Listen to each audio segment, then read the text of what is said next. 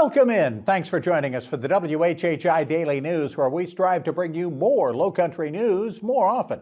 I'm Bob Stevens. There has been very little said about the Hilton Head Island Highway 278 bridge project since funding was secured, or even the corridor project to get 278 from those bridges to Spanish Wells Road and beyond, where funding is still more up in the air. The bridge replacement project will be publicly updated Thursday between 4 and 7 p.m. in an open house at the Island Rec Center from state and county officials, who say they'll outline the upcoming schedule and that they're still taking public feedback on the project. You can find out more at sc.278bridgereplacement.com. Improvements to the 278 corridor on the island side of those bridges is now a separate project. An open house is planned by the county on Tuesday, November 4th between 4 and 6 p.m. at the Hilton Head Library to start planning that project.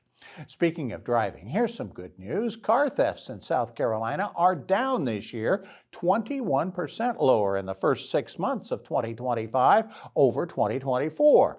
But the state still has moved up to 19th in the country in car thefts from 20th last year.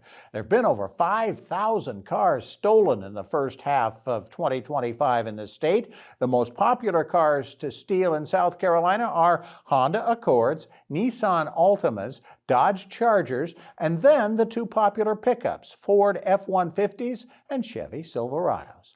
You remember that fire that destroyed a portion of the Jasper County Detention Center in Ridgeland 13 months ago? Well, 39-year-old inmate Carlton German has now pleaded guilty to second-degree arson and conspiracy and been sentenced to the maximum 25 more years in prison. He admitted that, along with two other inmates, they willfully and maliciously set fire to combustible materials in the jail, injuring 10 people.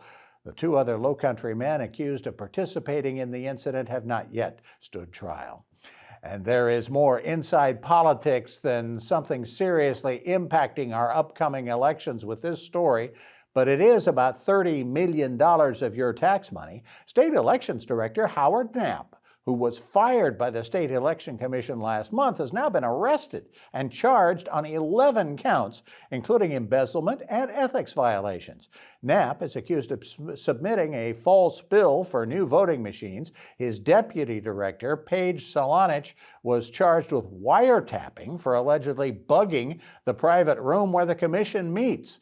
The firings have nothing to do with the federal government's demand to see the entire voter rolls from the state still being hashed out in court. And as if we don't have enough to worry about these days, an invasive species of yellow-legged hornets has been spotted in various locations in the Lowcountry, most recently in Bluffton. The Southeast Asian breed destroys honeybee colonies, and palm tree pruners for the town of Beaufort had to call the Clemson Extension folks to remove a nest in Old Town, which was pear-shaped and looked like it was covered with a tan, papery substance. The yellow-legged hornets can become aggressive if threatened, so don't attempt to remove them yourself. You're asked to take pictures and contact the Clemson Extension to report any findings.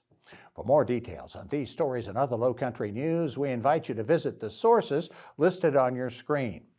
Plenty more still ahead on the WHHI Daily News, including a discussion with County Councilor Tom Reitz of Hilton Head Island, talking about how the county and the town may or may not be working together on the upcoming 278 corridor project. Stay with us.